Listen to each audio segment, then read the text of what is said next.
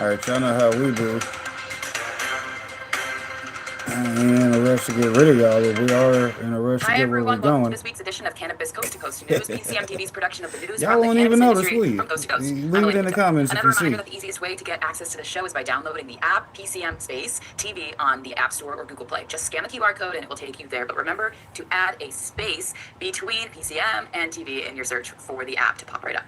Our top story this week is a continuation of the DEA's process to reschedule cannabis off Schedule 1 of the Controlled Substances Act. This time, Judge John Mulrooney put a hard stop on future hearings, blaming the DEA for delaying tactics and handpicked expert testimony from a majority of prohibitionists. Mulrooney postponed any future hearings for at least 3 months and is expecting the new administration to make changes at the top of that federal agency.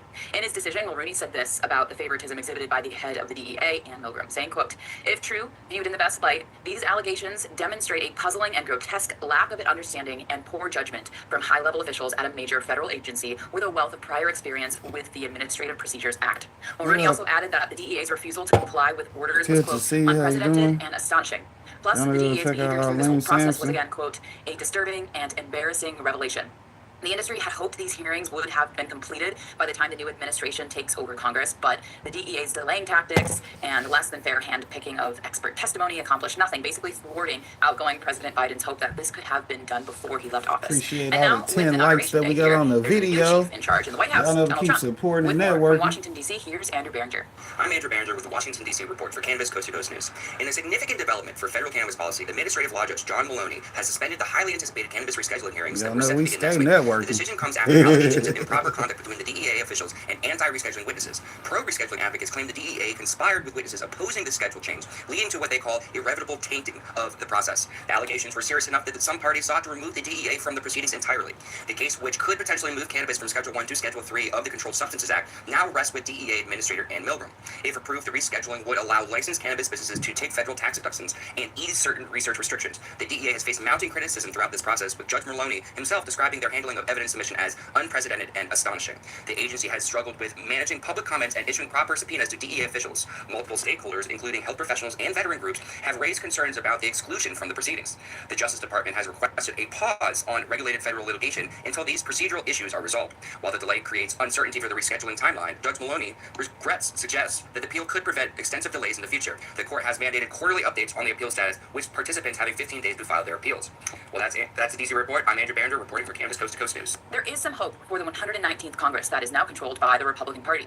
U.S. Representative Dina Titus from Nevada is going to try again to get momentum for federal reform. Of course, industry advocates have heard this before. It's why we call one step forward, two steps backward cannabis standard time, and nothing ever seems to move the needle towards rescheduling, smart banking reform, and research, or social justice. And that is what the current Congress has on its plate. And while Titus is ready to prioritize these changes, lobbyists have been hearing the same thing for years, even dating back to the first Trump presidency. Aaron Smith is the executive director of the NCIA, and PCM TV founder Jimmy Young talked with him this week about the merger of two major lobbyist groups in DC, the U.S. Cannabis Council and the National Cannabis Roundtable. Here's Jimmy and Aaron.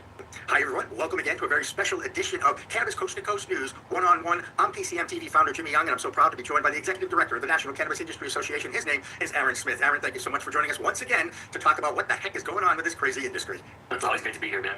Hey, so it's a crazy week. You open up the news on Monday, and the next thing you know is Judge John Mulrooney decides, you know what? DEA's been screwing with this process for a long time. We're going to cancel these next set of hearings, and all the people that were invited are going to have to be postponed. And he says, we'll wait for the new administration. And I also thought he took some pretty fierce targeted shots at Ann Milgram, the head of the DEA, didn't he?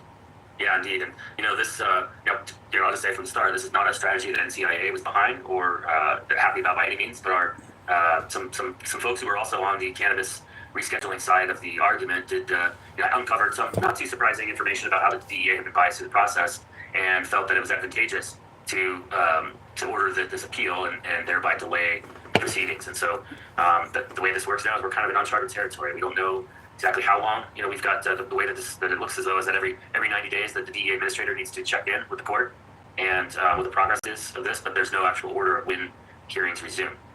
So it's an unfortunate development for sure. Yeah, and it's a setback, let's face it, if you look at it that way. Uncharted territory is a great way to describe the incoming administration in Washington, D.C., a Republican-controlled 3 branches of government at this point, because, he did make some appointments that are still sitting on the Supreme Court. That, of course, will be the president-elect, and actually, by the time this interview airs, he will be the president inaugurated, Donald Trump.